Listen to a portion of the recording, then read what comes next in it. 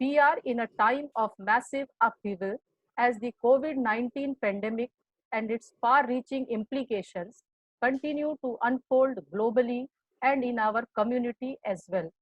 It's absolutely normal for people to experience a wide range of thoughts and consequent reactions. Especially, the ongoing lockdown has proved to be a major cause of stress and anxiety. Numerous scientific studies have shown that one's emotional health affects one's physical health too. Now, how this stress it could affect our health? It could suppress the immune system. It could make you more vulnerable to infection.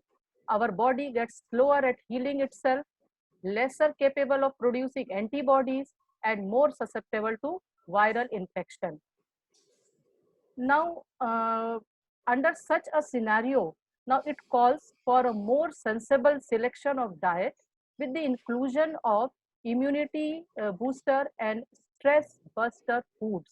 Now, these immunity buster and stress buster foods, this is a very brief slide regarding that. We have very eminent speakers in this area who are going to deliver their presentation. We have to follow a very good nutrition diet plan. We have to avoid certain foods enhancing immune system enhancing foods we have to take, and psychologically also we have to counteract. That's why we have taken this both areas, physical as well as psychological management in this our webinar. Now, along with this healthy diet, a holistic approach therapy that involves the well-being of all aspects of a person, including emotional, physical, and spiritual aspects, is to be followed to foster a more positive attitude and sense of well-being. Now, what are these complementary therapies and how could they help us?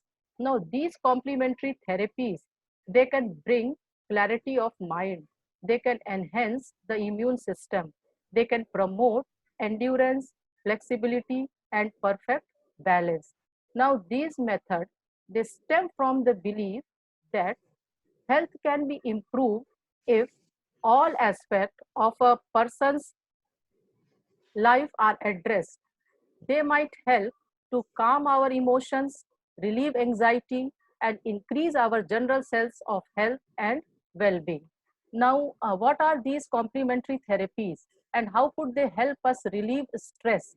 Now, the areas, the aspects that these complementary therapies cover are all related to naturopathy, nature science, yoga, music, exercise, hobbies, meditation, all the expressive arts like dance therapy, laughter.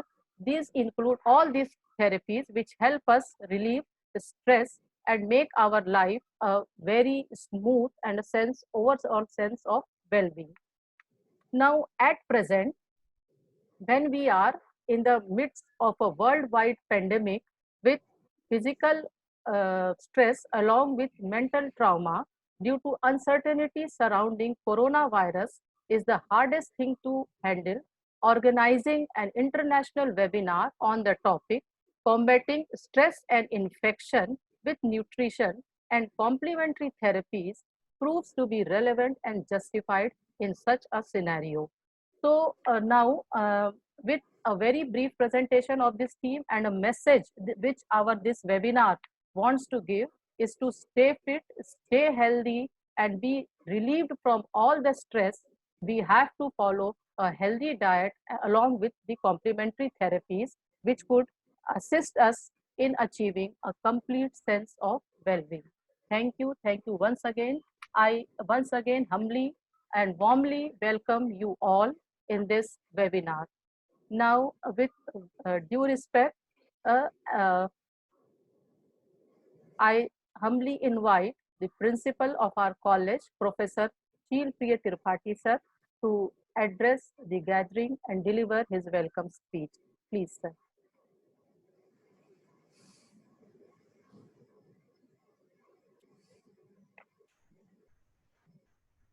Sir mike अपना unmute कर ले.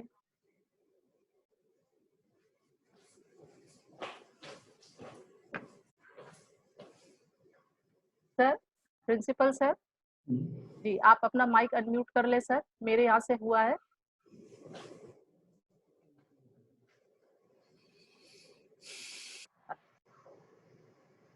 Sir आपको आवाज आ रही है, आप अपना mic unmute कर ले। जी सर, ठीक है। नमस्कार, मेरी आवाज आ रही है मैडम जी? जी सर, बिल्कुल क्लियर है, प्लीज। हाँ, मुझे सुनाई दे रहा है जी मेरी आवाज आ रही है सर। जी नमस्कार, सभी लोगों को नमस्कार।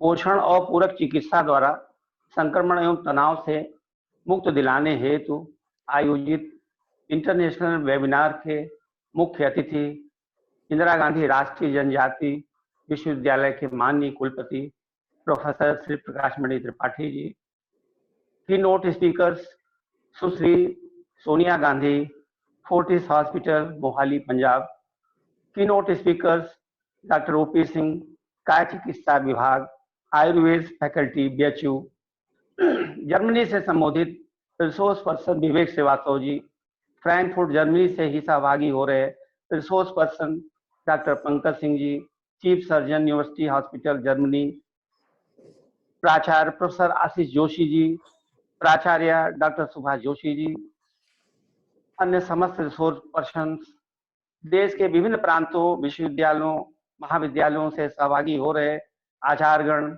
इंडियन रेलवेज एवं अन्य ऑर्गेनाइजेशंस के डेलीगेट्स, विभिन्न सत्रों के चेयरपर्सन, स्टीयरिंग कमेटी के सदस्यगण, कोऑर्डिनेटर्स, रिपोर्टर्स, मीडिया प्रभारीगण, महाविद्यालय के विद्वान साथीगण और समस्त प्रतिभागीगण, वैश्विक महामारी संकट के समय आज आपसे वेबिनार के द्वारा संवाद एवं स्वागत अभिनंदन हेतु उपस्थित हूँ, जहां आप सब पोषण और पूरक चिकित्सा विधियों द्वारा संक्रमण से निजात एवं तनाव से मुक्ति दिलाने की चर्चा करेंगे।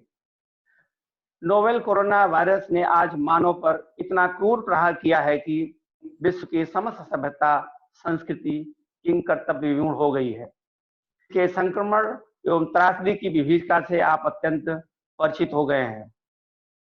मनुष्य किसी दूसरे मनुष्य की ओर देखना, जाना, छूना पसंद नहीं कर रहा है। देखकर मुंह ढक लेना, घर से ही न निकलना, घर में ही बंद रहना, घर में पृथक सुरक्षित रहने में ही अपना विकल्प ढूंढ रहा है। संक्रमण से उत्पन्न तनाव एवं भय में समाज की ओर इस लालसा से निहार रहा है कि कहीं कोई नारायण कृपा हो जाए।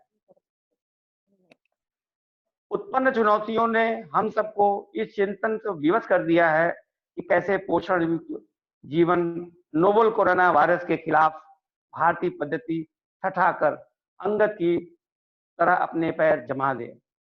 ध्यान, योग, मेडिटेशन, नेचुरोपैथी, होम्योपैथी, आयुर्वेद प्रणाली, म्यूजिक थेरेपी सहित अपनी सभ्यता और संस्कृति में इसका इलाज इस तरह ढूंढ रही है। अब हवाएं ही करेंगी रोशनी का फैसला, अब हवाएं ही करेंगी रोशनी का फैसला, वो दिया जलता रहेगा जिस दिए में जान होगी। किसी भी संक्रमण का इलाज सर्वप्रथम रोग प्रतिरोधक शक्तियां ही सबसे पहले करती हैं। इसमें कोई दो राय नहीं है कि अच्छे स्वास्थ्य के लिए well balance nutritional diet plan बनाना होगा, तभी संक्रमण से मुकाबला करके हम विजय प्राप्त कर सकते हैं। यही वेल डाइट प्लान मानव शरीर पर पड़ने वाले दबावों एवं तनावों को तोड़ने की बूस्टर डोज है। स्वास्थ्य के अनुकूल पोषणीय भोज्य पदार्थों का चयन, जिसे हम हेल्थ फूड चॉइस और राइट हेल्थ हर्बल सप्लीमेंट्स कहते हैं, ये तनाव के विषैले प्रभावों को दूर करने में हमारी मदद कर सकता है। यदि हम अपने भारत देश के संदर्भ में देखें तो कह सकते हैं कि वर्तमान परिदृश्य ने पुनः हमें संकेत दिया है कि हमें पुनः अपने गांव की संस्कृति, अपनी भारतीय संस्कृति को और संरक्षित और संवर्धित करने की आवश्यकता है। हमारी भलाई इसी में है कि हमारी दवाई और इलाज जहाँ है शीघ्र ढूंढकर जनमानस में नवचेतना का संचार किया जाए। इस अवसर पर इस वेबिनार में मुख्य अतिथि के रूप में उपस्थित इंदिरा गांधी राष्ट्रीय जनजाति विश्वविद्यालय अमरकंटक मध्य प्रदेश के माननीय कुलपति प्रोफेसर श्री प्रकाश मणि त्रिपाठी का हार्दिक स्वागत एवं अभिनंदन करता हूं। उनकी उपस्थिति से मैं अत्यंत अभिभूत हूं। प्रोफेसर त्रिपाठी मूल रूप से देवरिया जनपद के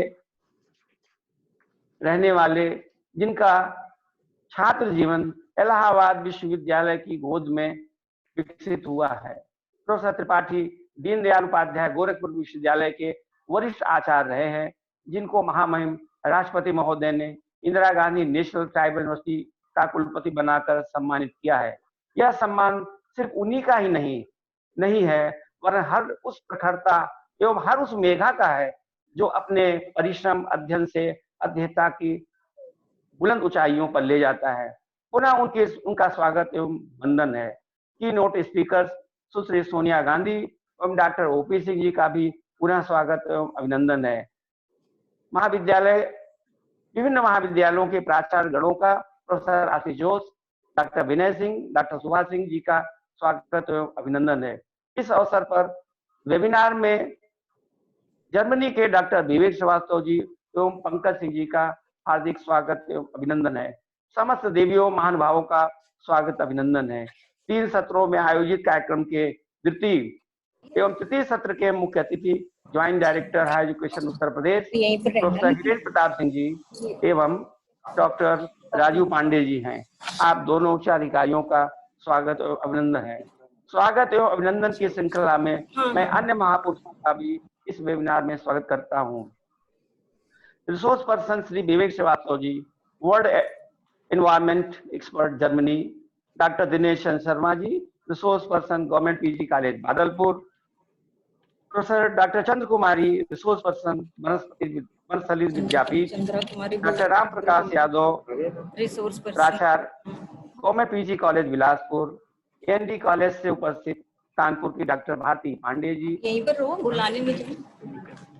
रिसोर्स पर्सन क्या दिक्कत है? Doctor Vinay Singh ji, resource person सूरत कॉलेज से डॉक्टर शिल्पी अग्रवाल जी, इंडियन रेलवे से उपस्थित सहभागी हो रही कौन है ना ये? रिसोर्स पर्सन लाऊंगी नहीं, आप यहीं पर रहो। उनका Singh ji, doctor Neetu Mishra, professor home science department Allahabad विश्वविद्यालय, डॉक्टर ज्योति गौड़ सुभारती विश्वविद्यालय, डॉक्टर निर्मला देवी बुंदेलखंड विश्वविद्यालय एवं डॉक्टर अमितेश सिंह रायपुर छत्तीसगढ़ से सहभागी हो रहे हैं। आप सभी का स्वागत और अभिनंदन है। महाविद्यालय के 2 वरिष्ठ छात्राएं वर्षा सिंह और अंकिता जी भी यहाँ सहभागी हो रही हैं, उनका भी स्वागत है। महाविद्यालय के प्रोफेसर और विभिन्न सत्रों में चेयरपर्सन के रूप में आने वाले doctor Suvarna Sarkar, doctor A K. Jha, doctor Poonam Shukla, doctor Piyush Mishra, Smita Pal, शिक्षक Shri awardee Bhaskar Shukla ji, doctor Suresh Patel, doctor Iftikhar ji, गृह विज्ञान विभाग की डॉक्टर रफत, डॉक्टर नीतू का स्वागत है। इस कार्यक्रम में कई दिनों से परिश्रम कर रही organising secretary doctor Neetu Singh ji का भी स्वागत अभिनंदन है।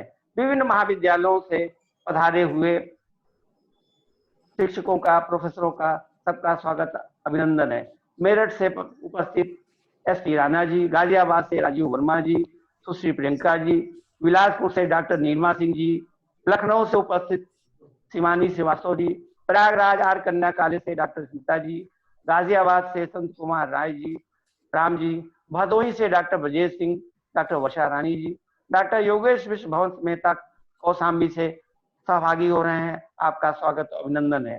डॉक्टर शालिनी कनौजिया रायबरेली से, बादलपुर से doctor Kishore Kumar, doctor Sanjeev Kumar, doctor Deepti Vajpayee, doctor Kanak Lata, doctor Shivani, Gyanpur से डॉक्टर सुमन गुप्ता, कासगंज से doctor K G. Varshney, doctor Anshu Shukla Basant college Varanasi से, फतेहपुर से डॉक्टर प्रशांत द्विवेदी जी, ललितपुर से डॉक्टर नरेंद्र प्रताप सिंह जी, प्रतापगढ़ से doctor Sikandar Lal ji, doctor Namrata Singh Juhari Devi college Kanpur से, लखनऊ से सहभागी हो रहे हैं डॉक्टर रश्मि बिश्नोई जी, डॉक्टर जितेंद्र यादव जी, बुलंदशहर से डॉक्टर बिंद कुमार जी, रामपुर से डॉक्टर अमित अग्रवाल जी, उन्नाव से डॉक्टर राजीव यादव जी, नरेंद्र नगर से डॉक्टर सपना कश्यप जी।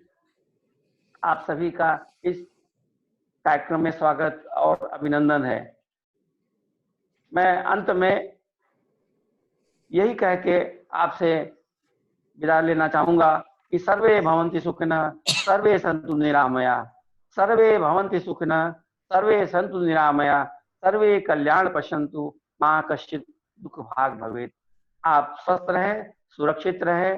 जय हिंद, जय Bharat. Thank you, sir. Thank you so much for your kind words and blessings. You always have been a source of inspiration and motivation for all of us. Thank you, sir, once again. Now, ladies and gentlemen, it's our great pleasure to have Honorable Vice Chancellor, sir, Professor Shri Prakash Mani Tripathi ji with us as a chief guest of our webinar. Here, one more thing I want to add. Honorable Vice Chancellor, sir, needs no introduction, but one what I found about his achievements while going through his all achievements, I found that he has been a recipient of a number of prestigious awards, including Ganesh Shankar Vidyarthi Award and Shri Nihal Singh Yadav Indian Political Science Association National Awards. And he has been an author of a number of books, presented a number of papers in national and international awards, guided many research scholars for their PhD degrees. So we are really honored to have such an eminent chief guest among us. And for enlightening us with your words, I most humbly request our chief guest, Honorable Vice Chancellor, sir, Professor Shri Prakash Mani Tripathi, sir, to address the gathering. Please, sir.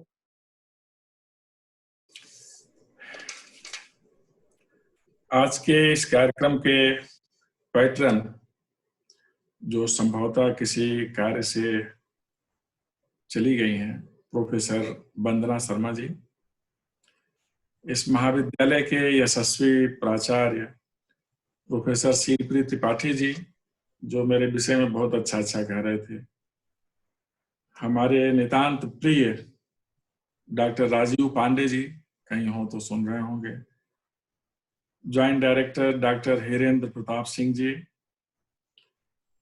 इसमें प्रतिभाग कर रहे देश विदेश के अकादमिक जगत के शीर्षस्थ आचार्यगण, विद्वान गण, प्रतिभाग कर रहे सभी शिक्षकगण, जो भी देख रहे हैं वे सभी सम्मानित, और इस पूरे कार्यक्रम की organising secretary doctor Neetu Singh ji, मुझे बहुत खुशी है कि आप लोगों ने इतने महत्वपूर्ण विषय पर combating stress and infection with nutrition and complementary therapies, ये जो विषय है आज के संदर्भ में बहुत ज्यादा प्रासंगिक, इसमें मुझे आप लोगों ने याद किया। आमतौर पर आज की जो दुनिया है, इसमें स्ट्रेस को कहा जाता है कि हमारे जीवन का एक महत्वपूर्ण हिस्सा बन गया है। It has become a part of our life. जब भी हम ऐसे विषय पर कभी विचार विमर्श करते हैं तो कुछ चीजें उभरती हैं। We generally get activated and stressed by attachment or affection, by influence and by pressure। 3 स्थितियां होती हैं जिसमें हम बहुत ज्यादा सक्रिय हो जाते हैं अथवा दबाव में आ जाते हैं। पहली स्थिति होती है लगाव की, दूसरी स्थिति होती है प्रभाव की, और तीसरी स्थिति होती है दबाव की। जब हम किसी से बहुत ज्यादा अटैच हो जाते हैं, किसी से सामीप्य, निकटता या अन्य प्रकार से बहुत अपने करीबीपन का अनुभव करने लगते हैं, तो हम सक्रिय हो जाते हैं। हमें लगता है कि जिससे हम जुड़े हैं या जो हमसे जुड़ा है उसकी अपेक्षाओं को हम पूरा करें, और इस अपेक्षा के चलते हमारी सक्रियता बहुत बढ़ जाती है।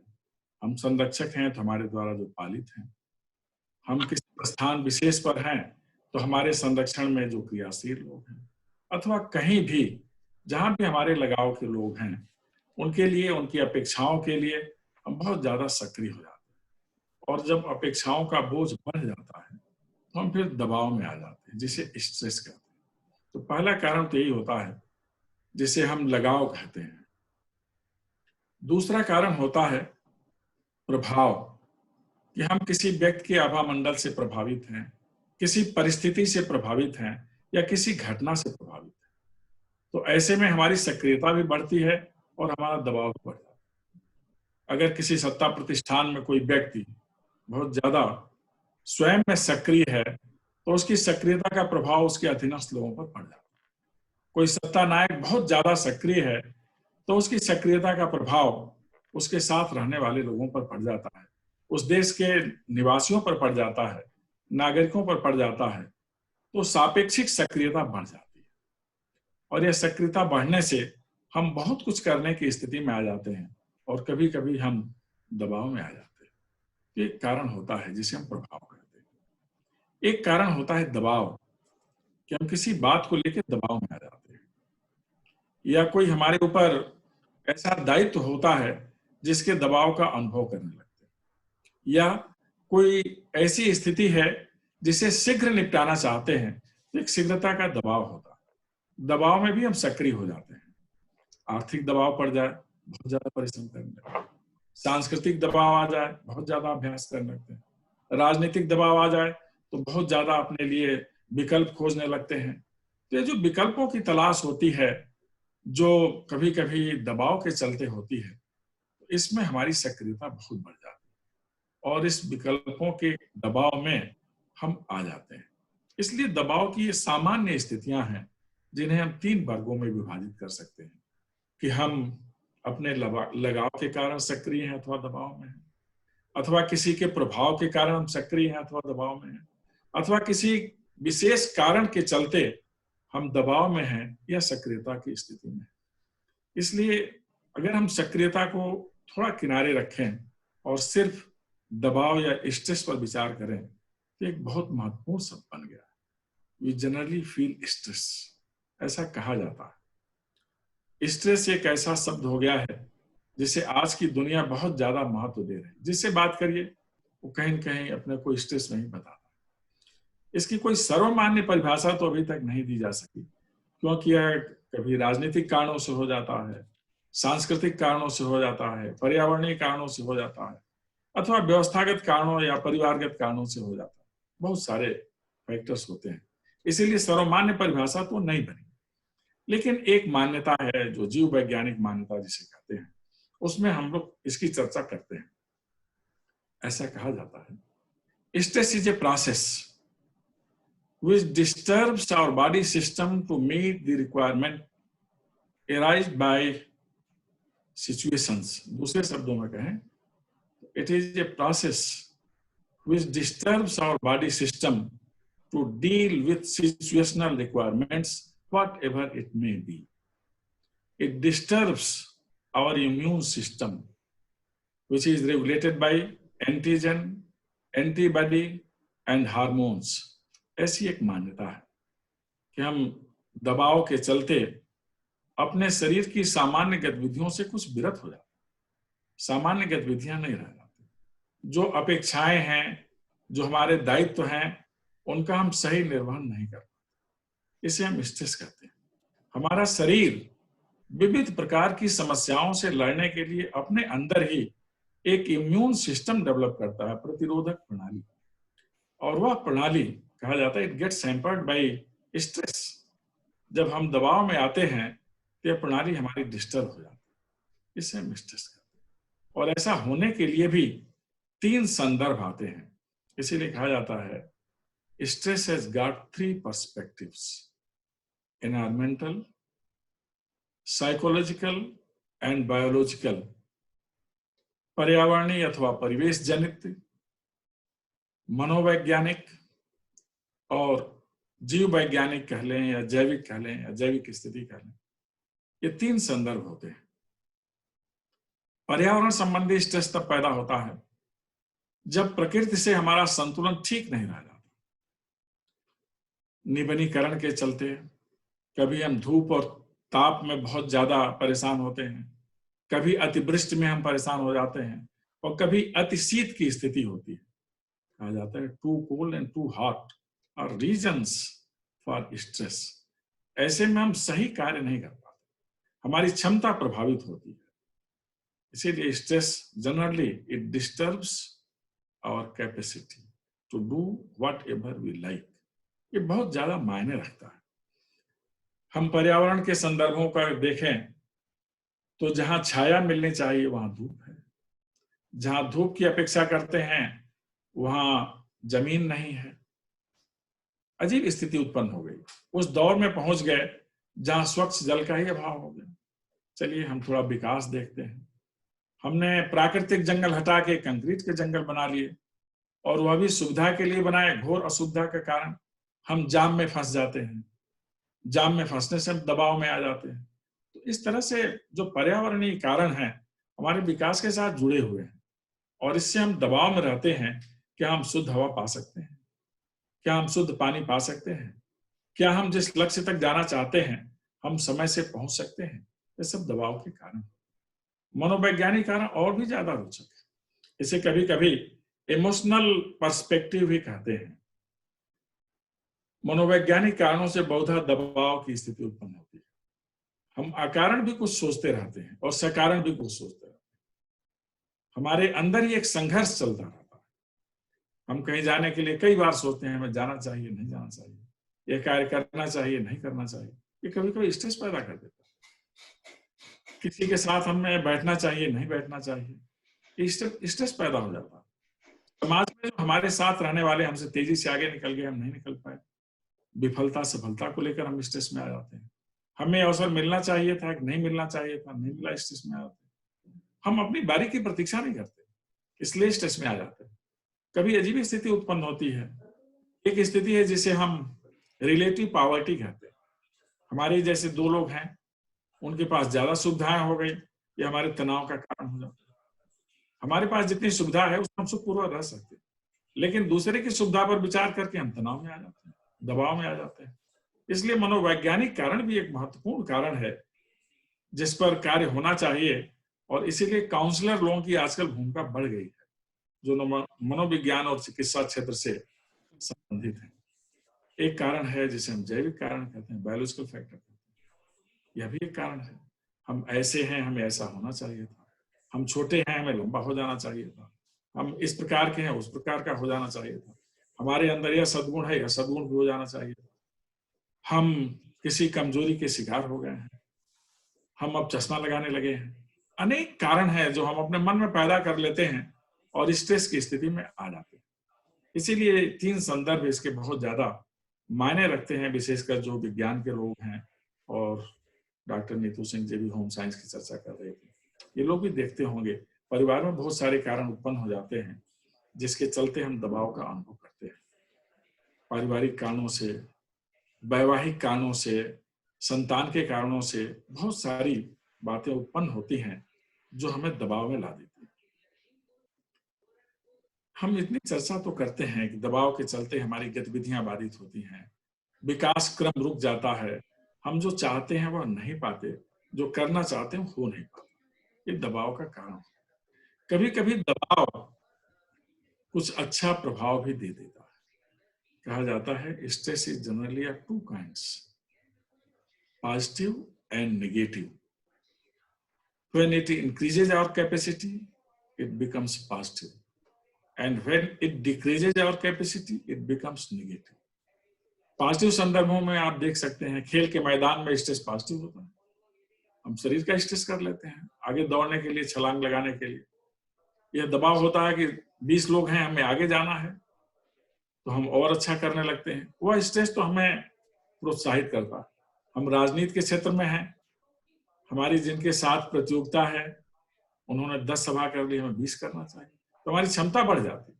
कभी कभी स्ट्रेस से क्षमता बढ़ती है, लेकिन ये कभी कभी होता है। बहुधा इससे हमारी क्षमता घट जाती है। जब ये हमारी क्षमता पर कुप्रभाव डालता है तो इसे डिस्ट्रेस कहा जाता है। जब तनाव की स्थिति में हमें ला देता है, अवसाद की स्थिति में हमें ला देता है, और तब हमारे सामने गंभीर संकट होते हैं। और यह जो डिस्ट्रेस है हमारे व्यवहार को बदलता है। इसीलिए कहा जाता है stress when becomes acute changes our behaviour. चिड़चिड़ापन आ जाता है, हम भ्रम की स्थिति में आ जाते हैं, क्या करें क्या ना करें, किनका मूड हो जाते हैं, तो एक समस्या उत्पन्न हो जाती है। इसीलिए बहुधा नेगेटिव ही प्रभाव रखता है। इसलिए इसके समाधान के उपाय किए जाते हैं। कभी कभी इन्फेक्शन के चलते हम दबाव में आ जाते हैं। आज जिसकी हम चर्चा कर रहे हैं, कोरोना इन्फेक्शियस डिजीज, सांस लेना दूभर हो गया है बाहर निकल करके। हम उस दौर में पहुंच गए हैं जहां एक मनुष्य को दूसरे मनुष्य पर विश्वास ही नहीं। हम उस दौर में पहुंच गए हैं जहां आस्था की किरण केवल और केवल चिकित्सकों में दिखलाई दे रही है, राष्ट्र नायकों में दिखलाई दे रही है, अथवा जो सुरक्षा कर्मी हैं उनके में दिखलाई दे रही है, और किसी पर भरोसा ही नहीं हो सकता। कौन कोरोना का वाहक बन जाएगा इसके बारे में हम कुछ समझ ही नहीं सकते। तो बाहर निकलते हैं तो मुंह पर मास्क निकाल के लग जाते हैं। ये और स्ट्रेस पैदा कर रहा है। क्या हम कभी बाहर मुक्त हवा में सांस ले पाएंगे? क्या हम उनसे मिल पाएंगे जिनसे हम लगातार मिलते रहे हैं? जरूर मिलेंगे। तनाव का दौर खत्म होने के लिए ही आता है। हम दबाव बहुत दिन नहीं झेलते, हम दबाव का निराकरण करते हैं, क्योंकि मनुष्य तो अजेय माना गया। लेकिन हमारी अजेयता की शर्त होती है प्रकृति के साथ संतुलन, और इस संतुलन के लिए हमें बहुत कुछ करना पड़ता। बहुधा कहा जाता था जिससे मिलना चाहिए, जिससे बात करना चाहिए, हमारे पास तो समय ही नहीं। आज देखिए सबके पास कितना ज्यादा समय है कि समय नहीं बीत पा रहा है। यह दौर भी चलता है। तो इसके कुछ सकारात्मक भी लक्षण देखते हैं। आप बहुत कुछ ऐसा कर सकते हैं जो आपने सोच के रखा था और नहीं कर पा रहे। आप कह सकते हैं दशाओं ने, परिस्थितियों ने या प्रकृति ने आपको वह स्थिति प्रदान कर दी। तो ऐसे स्थिति में हमें संबल, धैर्य और संतोष तीन का अवलंबन करना चाहिए। जो दबाव होता है इसके निराकरण के कई उपाय होते हैं। एक तो चिकित्सा शास्त्र जो बता रहा है वो तो सबसे महत्वपूर्ण है।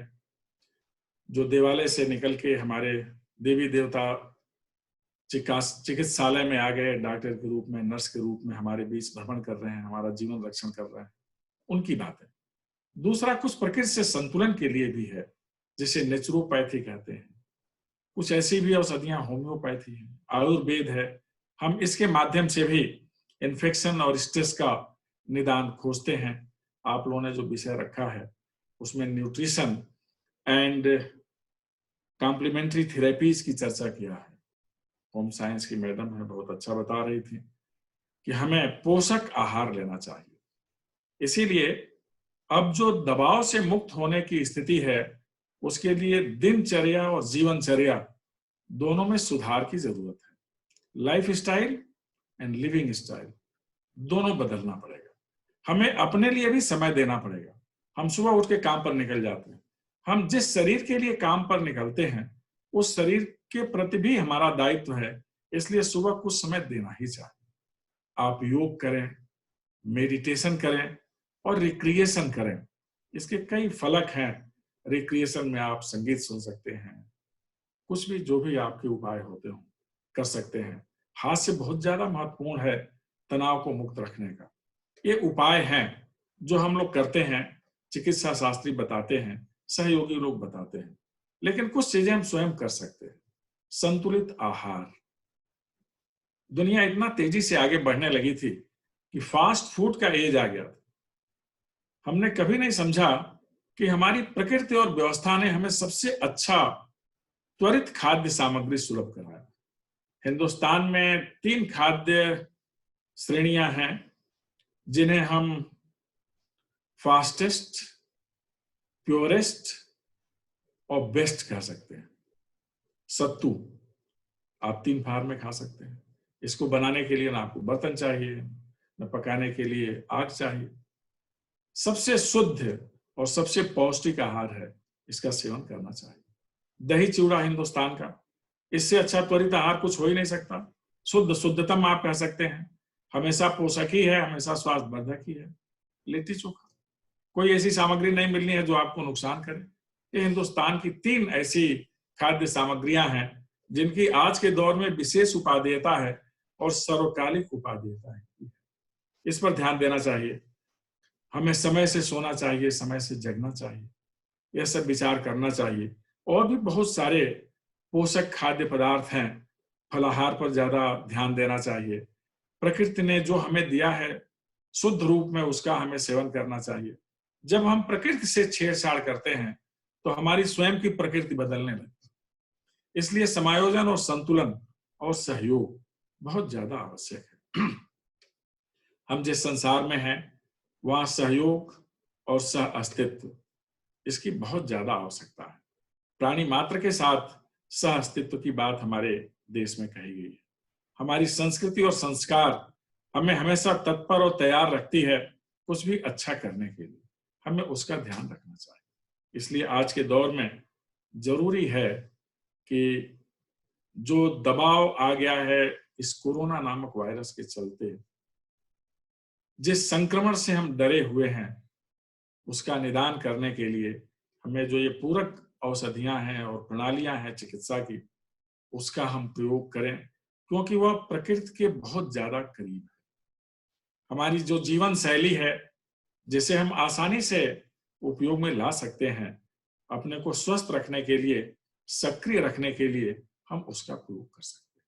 नहीं तो दबाव के चलते जो स्थितियां पैदा होती हैं, कैंसर जैसी बीमारी, हार्ट अटैक जैसी बीमारी, ब्लड शुगर जैसी बीमारी, श्वसन की तमाम बीमारियां, इससे मुक्त होने के लिए जरूरी है कि हम अपनी जीवनचर्या और दिनचर्या दोनों बदलें। अपने लिए ध्यान करें, समाज के लिए ध्यान करें, राष्ट्र के लिए ध्यान करें और पूरी मानवता के लिए हम ध्यान करें। ऐसा करके ही जो भारत का उद्घोष है वसुधैव कुटुंबकम का, हम उसका अनुभव करेंगे। और जब पूरा विश्व एक परिवार लगेगा तो हमें सबकी सुरक्षा की स्वतः चिंता होने लगेगी और हम एक स्वस्थ समाज के सदस्य बने रह सकेंगे। एक स्वस्थ दुनिया में हम रहेंगे जहां सब कुछ हमें शुद्ध मिलेगा, न पर्यावरण प्रदूषण मिलेगा, न वैचारिक प्रदूषण मिलेगा। हर तरह से हम शुद्ध और उन्मुक्त रहेंगे। सभ्यता और संस्कृति के आंचल में और संरक्षण में हमें बहुत खुशी है कि हमारे राष्ट्र नायक इन सब बातों को लेकर चलते हैं। माननीय प्रधानमंत्री मोदी जी के नेतृत्व में हमारा देश कुशलता और सफलता की ऊंचाइयों पर पहुंच रहा है। यह पूरी मानवता के लिए एक शुभ संकेत है। आइए हम सब मिलकर माननीय प्रधानमंत्री जी के अभियान में प्राणपण से अपना योगदान करें। आप सभी ने एक बहुत अच्छे विषय पर वेबिनार आयोजित किया है। आप सबको बहुत बहुत धन्यवाद। इस कार्यक्रम के लिए बधाई और यह कार्यक्रम आपका सफल हो, आगे भी चले, इसके लिए अनंत मंगल कामनाएं। Thank you, sir. Thank you so much, Honorable Vice Chancellor, sir. Thank you for sharing your great knowledge with us and for such an enlightening presentation. Sir, your kind words, your best wishes, we all are very much humbly grateful to you for gracing our occasion, being with us and sparing time to be as a chief guest in our webinar. Thank you once again, sir. Thank you so much. Thank you, sir. Thank you, sir. बहुत बहुत धन्यवाद परम आदरणीय श्रद्धेय vice chancellor sir का और हमारे आए हुए सभी पार्टिसिपेंट्स का। मैं यहाँ पे एक टेक्निकल सेशन स्टार्ट करने से पहले हमारे पास एक सूचना मैसेज आई है। फ्रैंकफर्ट जर्मनी से डॉक्टर पंकज सिंह अपना प्रेजेंटेशन देकर जाना चाहेंगे क्योंकि उनकी कोविड-19 में कहीं इमरजेंसी ड्यूटी लग गई है।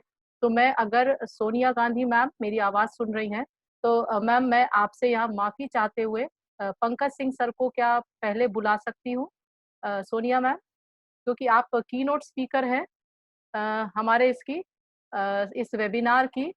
लेकिन किन्हीं कारणों से, क्योंकि फिर doctor Pankaj Singh being chief surgeon and senior consultant from university hospital Frankfurt Germany, आपका कोई इमरजेंसी केस आ गया है। तो with most humbly I invite doctor Pankaj Singh, आप अपना प्रेजेंटेशन के लिए आप इनवाइटेड हैं। सर, अगर आप मेरी आवाज़ सुन रहे हैं, है नहीं अभी सर, अभी थे, कुछ कनेक्टिविटी प्रॉब्लम है। अगर है सर तो उनका प्रेजेंटेशन करवा दे पहले, नहीं तो फिर हम कीनोट स्पीकर के साथ प्रोसीड करते हैं। ओके, हाँ मैसेज आया कि वो अभी तक वेट करके वो अभी निकल गए हैं और जैसे ही डॉक्टर पंकज सिंह फ्री होंगे आप अपने प्रेजेंटेशन के लिए हमारे पास उपलब्ध हो जाएंगे। मैं एक बार पुनः टेक्निकल सेशन की तरफ, प्रथम टेक्निकल सत्र की तरफ बढ़ते हुए आप सबको को ये अवगत करवा दूं कि हमारे इस सेशंस में आपको समय का बहुत ज़्यादा ध्यान रखना है। बोलते समय अपना माइक अनम्यूट कर ले और उसके बाद आप उसको म्यूट कर दें। आपसे ये विनम्र अनुरोध है। अब मैं हमारे साथ राजकीय महाविद्यालयों से प्राचार्य के रूप में professor Ashish Joshi sir, professor Shubha madam, professor Vinay Singh sir, professor R P. Yadav sir भी जुड़ चुके हैं, और बिलासपुर गवर्नमेंट कॉलेज के principal professor Ram Prakash Yadav sir भी हैं। आप सबका पुनः एक बार आभार है, अभिनंदन है। और मैं अब सोनिया गांधी मैम से अनुरोध करती हूँ कि मैम अगर आप मेरी आवाज सुन रही हैं। जी, एक्चुअली हेलो, हाँ जी मैम, मेरी आवाज आ रही है आप तक? हाँ जी, आ रही है। हाँ, most welcome ma'am, most welcome. Now I most humbly invite Professor Sonia Gandhi ma'am. She is head of clinical nutrition and dietetics department, Fortis Hospital Mohali, a very brilliant scholar and an outstanding academician. She has been serving Vanasthali Vidyapeeth Rajasthan for 3 years, and after that from since last 13 years she has been heading the Fortis Hospital Department of Clinical Nutrition and Dietetics. I most humbly invite you ma'am for your presentation.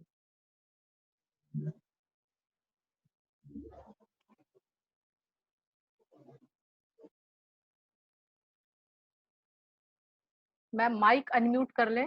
Sonia ma'am, आप mike अपना unmute कर लें। अभी भी mute है ma'am, mike आपका mute आ रहा है। जी जी जी, ओके। मॉर्निंग, नमस्कार। सबसे पहले मैं अपना सेशन स्टार्ट करने से पहले doctor Jha, mister Tripathi, doctor Neetu को आज के वेबिनार को हम सबके लिए कंडक्ट करने के लिए बहुत बहुत बधाई देती हूँ। और it is a great honour कि I am the part of today's academic programme. आज अगर हम सब देखें, हर तरफ एक ही चैलेंज हम सबको देखने को मिल रहा है, जिसने हमारी जिंदगी में एक रुकाव हमें एक जगह पे खड़ा करके रख दिया है। वो है इस समय का पैंडेमिक कोविड-19। और उस पैंडेमिक को अगर हमने डील करना है तो इस टाइम पे हम सबको अपने आप को पॉजिटिव रखना, पूरी प्रिकॉशंस लेनी, नॉलेज को गैदर करना और अपने खान पान, अपनी न्यूट्रिशन और लाइफस्टाइल को चेंज करना बहुत ही जरूरी है। अगर हम देखें, बहुत सारे फैक्टर इस पैंडेमिक के साथ जुड़े हैं, जिसमें पेशेंस, हमारे लेवल पे एफर्ट्स बहुत चाहिए। और अगर एज ए न्यूट्रिशनिस्ट मैं पिछले 20 सालों से हॉस्पिटल में काम करती हूँ, और जब हम हॉस्पिटल की सफरिंग्स देखते हैं तो सबसे पहले हमारे मन में यही ध्यान आता है, एक ही स्टेटमेंट सारे रिपीट करते हैं, health is wealth. Am I right और wrong? So health is wealth. अगर हम देखें, हमारी सेहत हमारा सबसे बड़ा धन है, और इस सेहत के साथ इस सेहत को मेंटेन करने के लिए health is a state of physical and mental well being, and good health is associate not only to treat ailment, to prevent ailment, but it is for general well-being also. अगर इस time पे हम psychologically लो हैं, emotionally low हैं, तो उन सब के साथ डील करने के लिए, अपनी फिजिकल स्ट्रेंथ को गेन करने के लिए, अपने ऑर्गन सिस्टम्स को सपोर्ट करने के लिए, स्पेशली इम्यून सिस्टम को, जो कि इस पैंडेमिक में बहुत ही जरूरी है, हम सबको अपना अपना दायित्व लेना पड़ेगा। और इस रिस्पॉन्सिबिलिटी में जो न्यूट्रिशन और लाइफस्टाइल है, apart from the precaution what we all have to take, इसका ओनर्स हम सब पर है, इसका दायित्व हम सब पर है। और इसके लिए हमें अपने खान पान का बहुत ध्यान रखना पड़ेगा। न्यूट्रिशन एक ऐसी साइंस है जो कि फिजिकल मेंटल वेल बीइंग के साथ जुड़ी है। आपकी एलिमेंट्स को ट्रीट करने के लिए, प्रिवेंट करने के लिए जरूरी है। अगर हम न्यूट्रिशन का रोल देखें, इतनी हार्मफुल ड्रेडफुल डिजीजेस प्रिवेंट और कंट्रोल हुई हैं न्यूट्रिशन और हेल्दी लाइफस्टाइल के साथ, और COVID-19 is one of them. So we all have to have a major role. और अगर हम न्यूट्रिशन की बात करते हैं इस एस्पेक्ट से, COVID-19 से, सबसे पहले हम लोगों को 2 एस्पेक्ट ध्यान रखने हैं। नंबर 1, हम किस तरह का खान पान या अपने न्यूट्रिशन को किस तरह से लुक आफ्टर करें जो कि हमारे इम्यून सिस्टम को स्ट्रॉन्ग करे, जो हमारी इम्यूनिटी को बढ़ाए। इम्यूनिटी क्या है? इम्यूनिटी एक बैलेंस स्टेट है सब ऑर्गेनिजम्स की, जिससे कि उनके जितने इम्यून डिफेंसेस हैं वो इंटैक्ट रहें, और वो इम्यून डिफेंसेस हमें infection, stress, diseases, element, allergies और अदर फिजियोलॉजिकल और एक्सटर्नल फैक्टर्स को कंट्रोल करने में असिस्ट करें। और अगर इम्यूनिटी की बात करें, इम्यूनिटी इंटरनल है, इनेट है, जो हमें पैदा होने से पहले ही हमारे बॉडी के अंदर इतने ऑर्गन्स हैं या इतनी इम्यून सिस्टम के म्यूकस मेम्ब्रेन्स हैं, एपिथेलियल सेल है, स्किन है, जो कि हमारे को immunity right from the birth provide करती है। और कुछ इम्यूनिटी अडेप्टिव है, जो कि हम समय समय पर इन्वायरमेंट से, वातावरण से अलग अलग माइक्रोब्स, बैक्टीरिया, वायरसेस और external factors, it can be physiological, environmental, chemical related, जो कि हमारी बॉडी को स्ट्रेंथन करने में हेल्प करती हैं। और अगर हम इम्यून और इम्यूनिटी की बात करें, इम्यूनिटी को स्ट्रॉन्ग करने के लिए, इम्यूनिटी एक ऐसी चीज है जिसमें बहुत सारे आपके सेल्स, टिश्यूज, ऑर्गन्स इन्वॉल्व हैं, जो कि इम्यून ऑर्गन्स और सेल्स अपनी फंक्शनिंग के लिए न्यूट्रिएंट्स पे डिपेंडेंट है। और पोषण का बहुत बड़ा एसोसिएशन है आपकी इम्यूनिटी को स्ट्रॉन्ग करने के लिए। और जितने इम्यून सिस्टम से related cell, tissues, organ, antibodies, chemicals release होते हैं, वो सारे जो हम पूरे दिन में क्या ले रहे हैं। और अगर हम COVID-19 में डाइट और न्यूट्रिशन का रोल देखें, तो डाइट और न्यूट्रिशन एकदम से हम इतनी इमीडिएटली उतने न्यूट्रिएंट्स के रिजर्व को मेंटेन नहीं कर पाएंगे कि इमीडिएटली हम इस इन्फेक्शन के साथ फाइट कर सकें।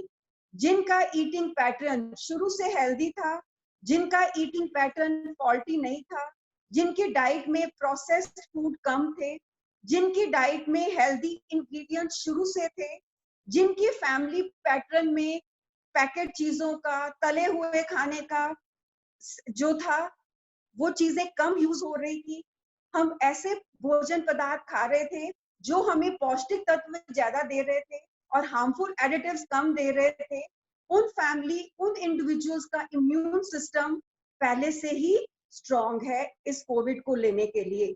बट जिनका इम्यून सिस्टम किसी बीमारी की वजह से या अपने फॉल्टी ईटिंग पैटर्न, अपने फॉल्टी लाइफस्टाइल, जिसमें हम सोने का ध्यान नहीं दे रहे, जिसमें हम खाने पीने का ध्यान नहीं दे रहे, स्मोकिंग, अल्कोहल अब्यूज और बहुत सारी और फॉल्टी हैबिट्स चल रही थी, उनका ऑलरेडी इम्यून सिस्टम वीक है।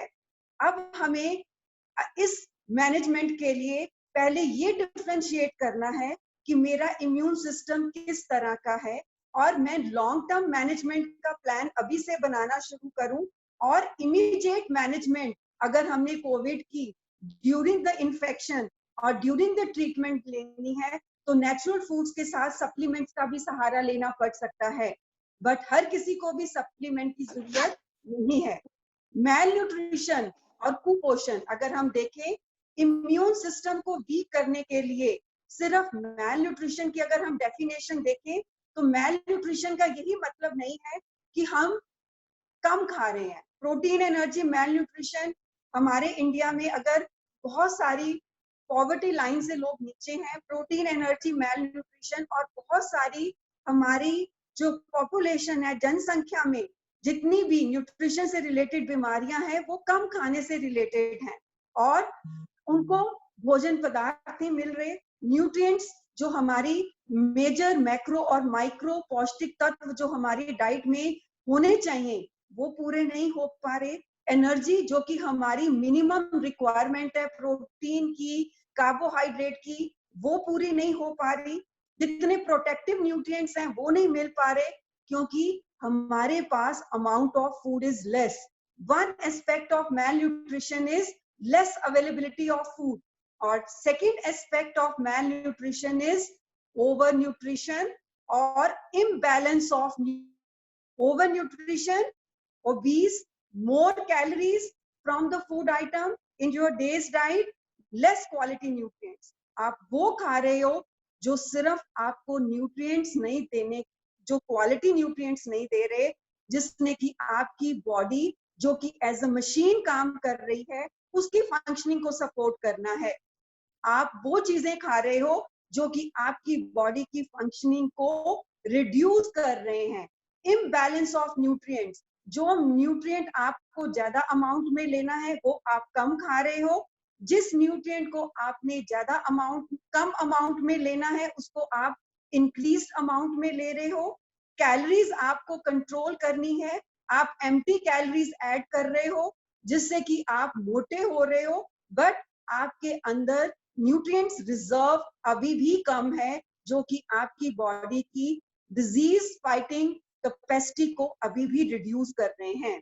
तो इस तरह के कुपोषण में अगर हम देखें, ज्यादा कम खाना और इम्बैलेंस होना, तीनों चीजें ही पूरी तरह से प्रभाव डालती हैं हमारी बॉडी की फंक्शनिंग को. और अगर हम अपनी बॉडी एज अ मशीन जो सारा दिन काम करती है उसमें अगर हम न्यूट्रिएंट्स को देखें, हर न्यूट्रिएंट्स जो कि हम कहाँ से मिलता है, जो हम फूड चूज करते हैं, फूड आइटम जो हम सिलेक्ट करते हैं सुबह से लेके रात तक, कोई भी एक फूड आइटम हमारे ऑर्गन सिस्टम को स्ट्रॉन्ग नहीं कर सकता, स्पेशली इम्यून सिस्टम को. कोई भी फूड आइटम या एक सिंपल न्यूट्रिएंट चमत्कार नहीं करेगा जब तक हम एक होलिस्टिक ओवरऑल अप्रोच फॉलो नहीं करेंगे, स्ट्रेटजी फॉलो नहीं करेंगे to get all the immuno strengthening nutrients in right proportion. Balance intake of food item is very important. Doctor जहां, डॉक्टर त्रिपाठी, नीतू जी ने शुरू में यही बात की, संतुलित आहार बहुत इंपॉर्टेंट है. संतुलित आहार हमें सिर्फ सारे ऑर्गन सिस्टम की फंक्शनिंग को सपोर्ट ही नहीं करता, हमारे को डिजीजेस से बचाता, बाहर के ऑर्गेनिजम्स जितने माइक्रोब्स, बैक्टीरिया, वायरस, उससे लड़ने की क्षमता बढ़ाता है, हमारी बॉडी को फ्यूल, जो हमारी बॉडी को मिनिमम न्यूट्रिएंट्स चाहिए चलाने के लिए वो प्रोवाइड करता है, और इसके अलावा हमें बहुत ज्यादा मेंटली स्टेबल रहने में भी मदद करता है. जब भी कोई चैलेंज या बीमारी, और इस पैंडेमिक में हम लोग मेंटली भी स्ट्रेस्ड हैं, और इसमें भी न्यूट्रिशन का बहुत इंपॉर्टेंट रोल है. So balanced intake of food item is not only strengthening your immune system, it will be important to deal with all the physiological, physical, psychological and emotional challenges what we are facing during this pandemic. And if we talk about the nutrients which has a major role associated with immunity, if we talk about those basic nutrients, number one, we have to be taking care of quality protein. We have to have adequate calories first, and the calories should not be more or less what our body is required for supporting all the functions of our body. Over extra calories are harmful, less calories both are harmful. Adequate calories depend upon your body weight, it depends upon the physical activity level, it depends upon your body reserve, it depends upon what kind of ailment you are facing, what comorbidities you have. You are hypertensive, you are cardiac patient, you are suffering from maybe the diabetes, kidney problem, or there are chronic other ailments, the respiratory distress, maybe other malabsorption syndromes are there. So your caloric requirement depends upon your weight, physical activity, your physiological, your body reserve. So calories requirement will never be same for everyone. And those calories we should get from quality macronutrients. Quality macronutrients are good quality carbohydrates, good quality protein, good quality fat. If we talk about the good quality carbohydrates, there are many food items which are giving us carbohydrates. Carbohydrates we get from grain, we get from dairy product, we get from the fruits, we get from sugar, we get from pulses, we get from many packet processed foods, sweets, what we are getting, namkeen, matti, bhujia, all unhealthy stuff, the direct sugar. So the carbohydrates we can get from the complex sources, which gives us more nutrient, less harmful chemicals, less direct, less harmful chemicals. Because complex carbohydrate sources are, अगर हम बात करें मोटे अनाज, बारीक अनाज, अगर मोटे अनाज आप देखते हो, मोटे अनाज अगर आप देखते हो तो हमेशा आटा, दलिया, सूजी, सत्तू, बारले, बाजरा, और अगर हम रिफाइंड देखते हैं तो मैदा, जितने पैकेट के फूड्स हैं हम यूज कर रहे हैं, हम कार्बोहाइड्रेट उसमें भी मिल रहे हैं, बट ऑल आर अनहेल्दी. अगर हम फ्रूट्स, वेजिटेबल, पल्सेस अपनी डाइट में ऐड कर रहे हैं, हमें सॉल्युबल फाइबर मिल रहा है. अगर हम वेजिटेबल फ्रूट ना लेके सिर्फ हम रेशा अपनी डाइट से छान ऐड करके, बूरा ऐड करके ले रहे हैं, तो उसका कोई भी फायदा नहीं है. अब कार्बोहाइड्रेट में शुगर, व्हाइट शुगर भी है, हनी भी है. हनी से हमें ज्यादा न्यूट्रिएंट्स मिलते हैं जो कि हमारी बॉडी को स्ट्रॉन्ग करते हैं, और शुगर हमें सिर्फ कैलोरीज दे रही है, न्यूट्रिएंट्स नहीं.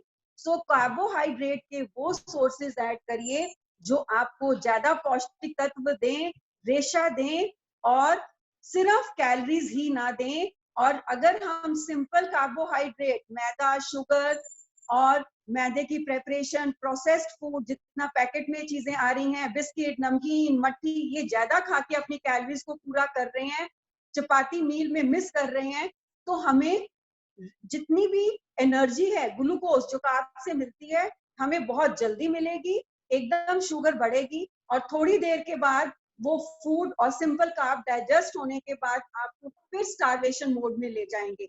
हमें कार्बोहाइड्रेट के वो सोर्सेज रखने हैं जो हमें लॉन्ग रन में एनर्जी प्रोवाइड करें, जो कि हमें बहुत लंबे समय तक जो है, जो हमें लंबे समय तक हमारी भूख को सेटिस्फाई रखें. सो फ्रूट और वेजिटेबल भी कार्बोहाइड्रेट का सोर्स है. फ्रूट और वेजिटेबल सॉल्युबल फाइबर का सोर्स है. मिनिमम 500 से 800 ग्राम तक फ्रूट्स और वेजिटेबल हमारी डाइट में होने जरूरी हैं, बिकॉज फ्रूट्स और वेजिटेबल्स कार्ब के साथ साथ प्रोटेक्टिव फूड भी हैं जो कि आपकी इम्यून सिस्टम को स्ट्रॉन्ग करते हैं. दूसरा, अगर हम प्रोटीन की बात करें, प्रोटीन हमारी बॉडी के इम्यून सेल्स, WBC अगर हम बात करते हैं, WBC एंटीबॉडीज जो कि केमिकल्स प्रोड्यूस होते हैं हमारे इम्यून सेल से, और अलग अलग केमिकल्स जो रिलीज होते हैं हमारे इम्यून सेल से, प्रोटीन उनके लिए एक सपोर्ट है. सो प्रोटीन इम्यून सेल्स की फंक्शनिंग के लिए, प्रोटीन एंटीबॉडीज की प्रोडक्शन के लिए बहुत ही जरूरी है. पर प्रोटीन की हमें अलग अलग सोर्सेज ऐड करने चाहिए.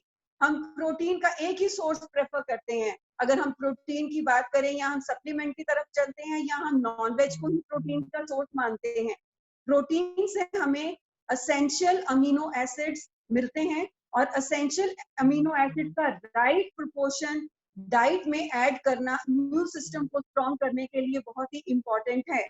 और अगर हम बात करें प्रोटीन के sources, dairy product, whey protein, cottage paneer, pulses, legumes जो हम अपनी डाइट में ऐड करते हैं, नॉन वेज, एग वाइट, सारे ही सोर्सेज प्रोटीन के हैं. बट वेरिड प्रोटीन सोर्सेज पूरे दिन की डाइट में डालना उतना ही इम्पोर्टेंट है जितने की वेरिड फूड आइटम, क्योंकि उससे हमें भांति भांति के अमीनो एसिड मिलेंगे। हमारी इम्यून सिस्टम को स्ट्रॉन्ग करने के लिए एक न्यूट्रिएंट नहीं चाहिए, बहुत सारे चाहिए। Good quality protein, good quality fibre जो कि प्रीबायोटिक का काम कर रहे हैं। और थर्ड, अगर हम फैट का भी रोल हमारे इम्यून सिस्टम के साथ जुड़ा है। अब फैट दो तरह का है जो हम पूरे दिन की डाइट में लेते हैं, healthy fat, unhealthy fat. Healthy fat हमें प्लांट सोर्सेज से, घी, इवन बटर, इसमें भी सैचुरेटेड फैट कुछ अमाउंट में है जो कि हमारी बॉडी की फंक्शनिंग के लिए चाहिए, एक्सेस में नहीं चाहिए। सो गुड क्वालिटी फैट के सोर्सेज घी, प्लांट ऑयल, नट्स, सीड्स होते हैं। और कुछ हम fat and oil indirect form में भी डिफरेंट फूड आइटम से मिलता है, जैसे डेयरी प्रोडक्ट, नॉन-वेज और एग योक में भी फैट प्रेजेंट होता है। और इसके अलावा अगर हम अनहेल्दी फैट की बात करें, अनहेल्दी फैट जितने भी प्रोसेस्ड फूड हम अपनी डाइट में ऐड करते हैं उसमें बहुत ज्यादा होता है। हम अपनी डाइट में घी, बटर अवॉइड करना चाहते हैं, प्लांट ऑयल को कंट्रोल कर लेते हैं, बट जितना अनहेल्दी फैट, अगर हम बेकरी प्रोडक्ट, स्वीट्स हम बहुत ज्यादा घर में यूज कर रहे हैं, बेकरी प्रोडक्ट एक्सेस में ले रहे हैं, और जितनी भी नमकीन है, चिप्स हैं, कुरकुरे हैं, इन सब में जो फैट या फ्राइंग, जितनी फ्राइड फूड, बाहर का आउटसाइड फूड आजकल तो बंद है, अगर यूज कर रहे हैं उसमें कितना अनहेल्दी और ट्रांस फैट जाता है, वो किस तरह से हमारे इम्यून सिस्टम को वीक करता है, that we fail to analyse. So we need good quality carbs, we need good quality protein, we need good quality fat. इसके अलावा विटामिन एंड मिनरल्स जो कि हमारे इम्यून सिस्टम को स्ट्रॉन्ग करने के लिए बहुत ही इंपॉर्टेंट रोल प्ले कर रहे हैं, जो कि प्रोटेक्टिव फूड है, जो कि हमें पूरे दिन की डाइट में ऐड करने की जरूरत है।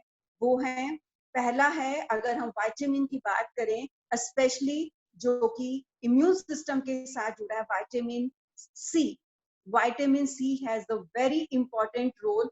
ये जितने WBC की प्रोडक्शन को एनहेंस करता है, कोई भी माइक्रोब्स, बैक्टीरिया, वायरस जब हमारी बॉडी को अटैक करता है, उसको फाइट करने, उसको डिस्ट्रॉय करने में बहुत ही मेजर रोल प्ले करता है। विटामिन सी के सोर्सेज और कितना रिकमेंडेड अलाउंस मिनिमम हमारी डाइट में होना चाहिए, उसे हमें कॉम्प्रोमाइज नहीं करना। विटामिन सी के सोर्सेज लेमन, आंवला, हम सबको पता है, बट किस तरह से हम विटामिन सी के सोर्सेज अपनी डाइट में ऐड करें जिससे कि न्यूट्रिएंट्स का लॉस ना हो, विटामिन सी डिस्ट्रॉय ना हो। बिकॉज विटामिन सी, अगर लेमन आप डाल के किसी भी चीज को गर्म कर रहे हो तो विटामिन सी डिस्ट्रॉय हो रहा है। तो हमें किस तरह से फूड आइटम को कंज्यूम करना है कि हम उसकी न्यूट्रिटिव वैल्यू को कम ना होने दें, स्पेशली विटामिन सी। और अगर कोई स्मोक करता है, जिसका फॉल्टी लाइफस्टाइल है, जिसकी बॉडी में ऑलरेडी अलग अलग बीमारियां और इन्फेक्शन के एपिसोड हो चुके हैं, उनकी विटामिन सी की रिक्वायरमेंट नॉर्मल पर्सन से भी बहुत ज्यादा है। तो इस पैंडेमिक में हमें बैलेंस इनटेक फूड आइटम्स को पूरा करते हुए इस इंपॉर्टेंट न्यूट्रिएंट्स की जो रिक्वायरमेंट है, RDA है, उसको मिस नहीं होने देना। सेकेंड विटामिन जिसका इम्यून सिस्टम को स्ट्रॉन्ग करने में रोल है, वो है vitamin A.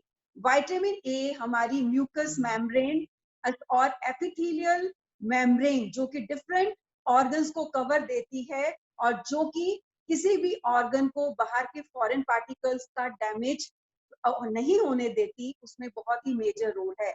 So vitamin A के सोर्सेज जो हमारे नेचुरल हैं वो हम डाइट में ऐड करें। विटामिन ए की टॉक्सिसिटी भी होती है, सो सप्लीमेंट हमें एक्सेस में इसका नहीं यूज करना। विटामिन ए के सोर्सेज डेयरी प्रोडक्ट, येलो और ग्रीन वेजिटेबल और फ्रूट हम सबको पता है, उसकी इनटेक को हमें इंश्योर करना है ताकि हम अपनी RDA को मिस मत करें। जितनी हमारी रिकमेंडेड डेली अलाउंसेस हैं वो हम पूरा करें। और अगर हम और विटामिन की बात करें, विटामिन ई भी हमारी बॉडी में जब भी कोई वायरस, बैक्टीरिया अटैक करते हैं या हम अनहेल्दी फैट लेते हैं तो हमारी बॉडी में जो ऑक्सीडेटिव स्ट्रेस जनरेट होता है, विटामिन ए का भी रोल है ऑक्सीडेटिव स्ट्रेस को रिड्यूस करने का, बट जब विटामिन ई, जब भी फैट ऑक्सीडाइज होते हैं, स्पेशली द पुपा, बहुत सारे फ्री रेडिकल्स बॉडी में बनते हैं जो कि हमारे डिफरेंट ऑर्गन्स को अटैक करते हैं, हमारे इम्यून सिस्टम को वीक करते हैं। विटामिन ई के sources nuts, wheat germ, whole grains और नट्स, सीड्स हैं और प्लांट ऑयल हैं। उसका भी मिनिमम आरडीए हमें अपनी डाइट में पूरा करना है ताकि इस पैंडेमिक में हमारा कोई भी वो बेसिक न्यूट्रिएंट कॉम्प्रोमाइज ना हो जो कि हमारी इम्यूनिटी के साथ जुड़ा है। अगर इसके अलावा हम बात करें मिनरल्स जिनका मेजर रोल है इम्यूनिटी में, वो है जिंक। कितने मैल नरिश्ड और अगर लो बर्थ वेट अगर और एल्डरली पॉपुलेशन देखें, बहुत सारी फिजियोलॉजिकल स्ट्रेस रिलेटेड प्रॉब्लम्स के साथ ऐसी मेटाबॉलिक चेंजेस होती हैं जिसमें कि हमेशा जिंक की डेफिशिएंसी देखी जाती है। सो जिंक की सप्लीमेंटेशन नेचुरल सोर्सेज से और सप्लीमेंट के थ्रू इस पैंडेमिक में बहुत जरूरी है ताकि जिंक के रिजर्व हमारी बॉडी में कम ना हो, to take this pandemic in a better manner.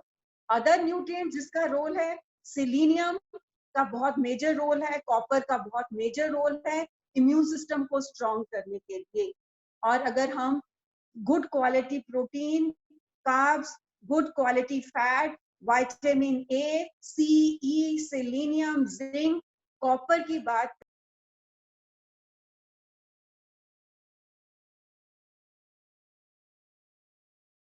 Food items अगर हमारी डाइट में भांति भांति एक फूड आइटम हमें एक तरह का न्यूट्रिएंट दे सकता है। अलग अलग न्यूट्रिएंट्स, डिफरेंट पौष्टिक तत्व लेने के लिए हमें पूरे दिन की डाइट में वेरिड फूड आइटम्स, अलग अलग भोजन पदार्थ की क्वालिटी और क्वांटिटी को एंश्योर करना पड़ेगा। अगर उस एडिक्वेट अमाउंट की क्वांटिटी और क्वालिटी को हम एंश्योर नहीं करेंगे, then again our body will be weak, and weak body cannot handle any challenge, either any pandemic in a better manner. Health is wealth. At the same time, if we talk about the different food item, किस तरह के भोजन पदार्थ, कितना amount, वो आपका हर किसी का आपकी न्यूट्रिएंट्स की रिक्वायरमेंट और रिजर्व पे डिपेंड करता है।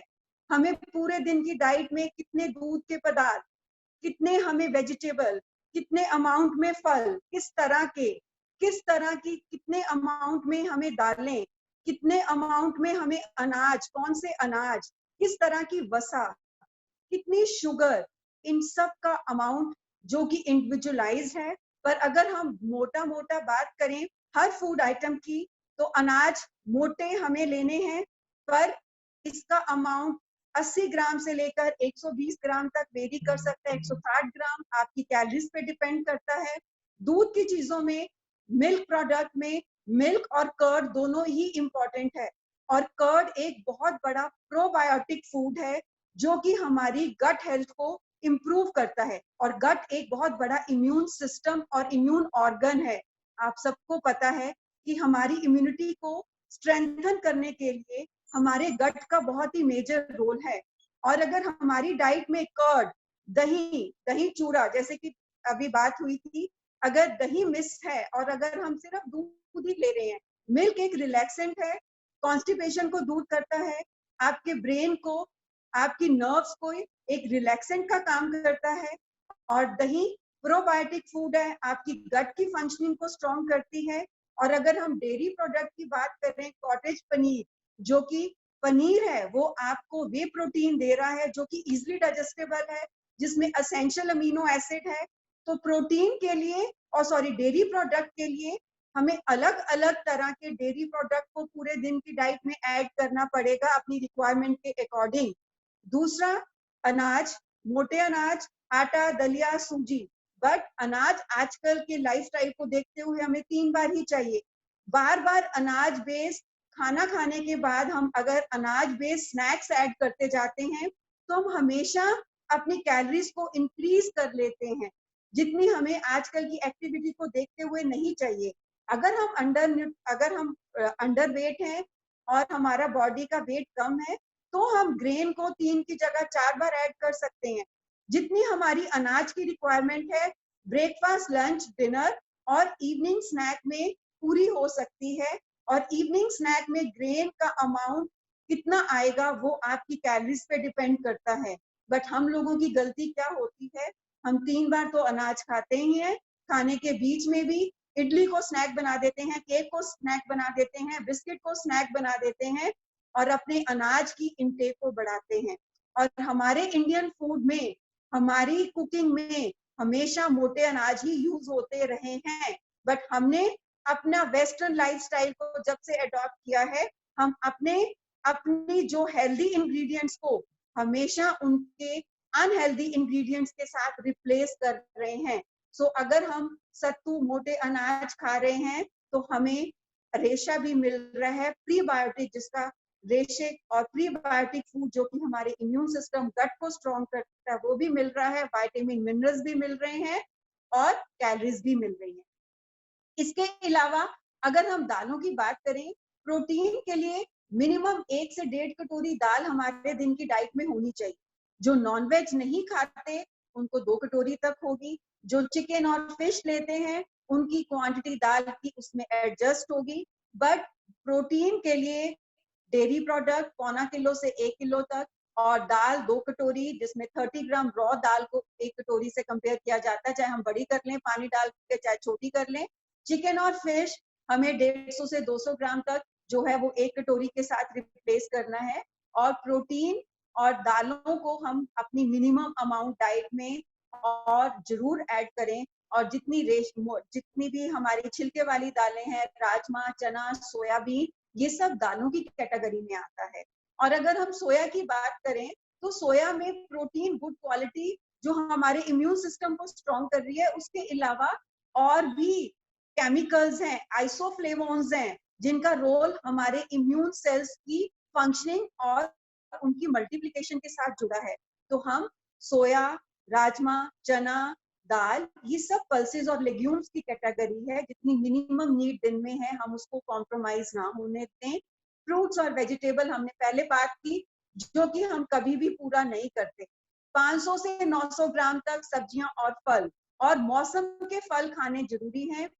जो मौसम के बिना वाले फल हैं उसकी न्यूट्रिटिव वैल्यू कम है और वो महंगे भी हैं। और जितने मौसम के फल हैं वो हमेशा कॉस्ट इफेक्टिव है, और हमेशा अपनी डाइट में जब ऐड करते हैं उसमें हार्मफुल एडिटिव केमिकल स्टोरेज के दौरान जो ऐड किए जाते हैं वो भी कम है। सो हमें मौसम के फल और सब्जी का एक सोर्स, हरी सब्जी का एक सोर्स सुबह, दोपहर और रात के खाने में ऐड करना बहुत जरूरी है। नाश्ते में एक अनाज, एक सब्जी का सोर्स, एक दोपहर के खाने में, एक रात के खाने में, चाहे वो सलाद है, चाहे वो बनी हुई सब्जी है, चाहे वो हरी चटनी है, जरूर ऐड करें। और 2 या 3 मौसम के फल जरूर खाएं और फल को स्नैक की तरह यूज करें। 11-12 बजे, 5-6 बजे जब हमें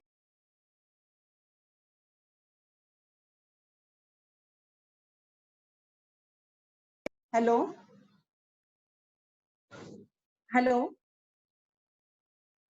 उसके अमाउंट को हम थोड़ा सा कम करें, जो कि बहुत ही जरूरी है। और तीसरी चीज है, हमें अपनी डाइट में वसा में आपकी जो सीड्स हैं, नट्स, सीड्स, ऑयल, हर चीज इंक्लूडेड है। बट वसा की क्वांटिटी और क्वालिटी दोनों का रोल हमारी हेल्थ के साथ जुड़ा है। हम वसा के लिए अनहेल्दी फैट की क्वांटिटी, तो हमें अनहेल्दी फैट अवॉइड करना है, हेल्दी फैट की भी क्वांटिटी को डिफाइन करना है।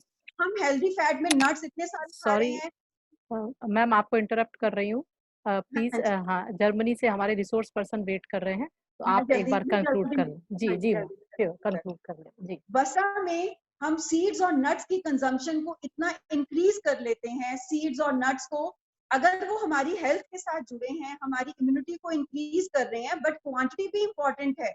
अगर हम सीड्स और नट्स जितना मर्जी खाते जा रहे हैं और प्लांट ऑयल को भी क्वांटिटी को एक्सीड कर रहे हैं कि ये चीज हेल्दी है, हेल्दी चीज की भी लिमिट है। हेल्दी चीज को भी हम अनहेल्दी कंसीडर करते हैं अगर हम उसकी क्वांटिटी को एक्सीड कर जाएं। और अगर हम शुगर की बात करें तो शुगर हमेशा, और जो मीठी चीजें हैं, हनी, जैगरी और शुगर को कंपेयर करें, हमें लिमिटेड रखनी है, रिस्ट्रिक्टेड रखनी है अपनी डाइट में। और जितनी मिठास अगर हम लेना चाहते हैं, हनी और जैगरी गुड़ बेटर सोर्स हैं हमारी इम्यूनिटी के लिए, हमारी मिठास की जितनी मिनिमम नीड है उसको पूरा करने के लिए। Thank you. और इसके अलावा हाइड्रेशन का भी बहुत मेजर रोल है।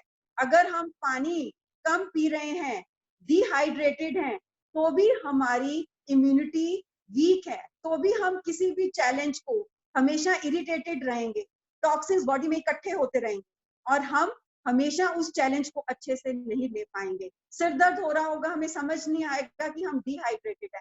हाइड्रेशन, प्यास लगने पे पानी ही पीजिए। प्यास लगी है, अगर पानी में वैरायटी लाना चाहते हैं, नींबू पानी, लस्सी ले लीजिए, बट ऐसे लिक्विड मत ऐड करिए जिसमें चीनी मिल रही है बहुत ज्यादा, जिसमें सिर्फ केमिकल्स मिल रहे हैं, एक्सट्रैक्ट मिल रहा है, कोई भी नेचुरल फूड नहीं मिल रहा। और कोई भी आप कोल्ड ड्रिंक ऐड कर रहे हो, आप स्क्वैश ऐड कर रहे हो, आप चीनी और केमिकल्स ले रहे हो, बट आप अपने आप को हाइड्रेट प्रॉपर नहीं कर रहे हो। सो अगर हम देखें, इम्यूनिटी को स्ट्रॉन्ग करने के लिए मैक्रो और माइक्रो न्यूट्रिएंट्स का राइट कॉम्बिनेशन होना जरूरी है। क्वालिटी क्वांटिटी को एंश्योर करना जरूरी है। हर न्यूट्रिएंट का मिनिमम आरडीए पूरे 24 घंटे की डाइट में पूरा करना जरूरी है। अगर नेचुरल सोर्सेस जी मैम, जी मैम, नेचुरल सोर्सेस से पूरा कर रहे हैं तो हमारी भूख इंटैक्ट है, तो हमें सप्लीमेंट का सपोर्ट नहीं चाहिए। वो उस केस में है जिसको ऑलरेडी कोई प्रॉब्लम है, जो कि नेचुरल फूड की क्वांटिटी को अपनी एपेटाइट के कारण और चैलेंजेस के कारण फूड आइटम्स को एंश्योर नहीं कर पा रहा, उसी के लिए सप्लीमेंट की जरूरत है। और सप्लीमेंट्स भी हमें मेडिकल एक्सपर्ट की सुपरविजन में लेने हैं, बिना एडवाइस, मेडिकल एडवाइस के नहीं लेने, क्योंकि इसके बहुत सारे हार्मफुल इफेक्ट्स हैं। Thank you very much for patient listening.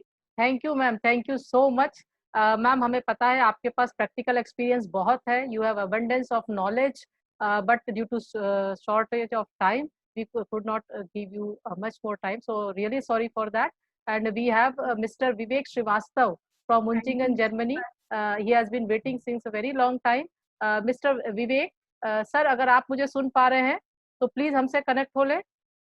Mister विवेक, आप अपने आप को अनम्यूट करें, आपकी भी, क्योंकि वहाँ पे इमरजेंसी ड्यूटी है। जैसे डॉक्टर पंकज सिंह हमसे कनेक्ट नहीं हो पाए हैं। मिस्टर विवेक श्रीवास्तव, हेलो हेलो, एक बार चेक कर लीजिए उनकी कनेक्टिविटी। हाँ जी, मिस्टर विवेक श्रीवास्तव, आप हमें सुन पा रहे हैं? Yes, I can hear you. बिल्कुल बिल्कुल, thank you ji. Now we have Mr. Vivek Srivastav as a multicultural and environment expert in an international organization in Germany. He is the head of a number of international projects in Munchingen, Germany. So please, Mr. Srivastav, proceed. Okay, could you allow me to share my screen? Sure. Okay. All right.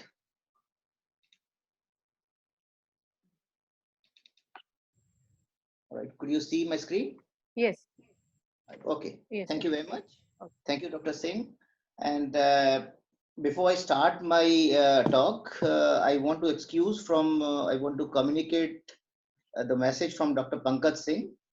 He joined the talk for around 45 minutes, but he need to move and go to the hospital for some emergency work, and then he apologized a lot, and then he'll see if he'll be able to join it at later time. And now I just want to start my talk. Okay, so we have Dr. Singh and Ms. Gandhi. They all have explained in great detail about the nutrition and other important things. I want to go not in detail about all the topics, but to have a common understanding, which a common man understands from all these topics. Like before that, my name is Vivek Srivastav. I live in Germany from the last more than 20 years, and I head the international project departments in our company. The whole talk is divided in 5 different parts. First, I want to give a quick introduction. After that, I want to clear some basic fundamentals or the basic understanding which a common man can have about all these topics. and then how these topics are interlinked to each other. And finally, I have a summary, and then at the end, if you have any questions, then you can ask questions.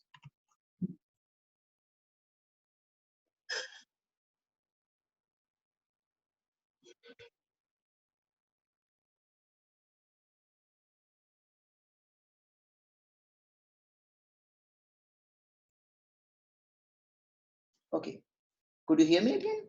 Looks like.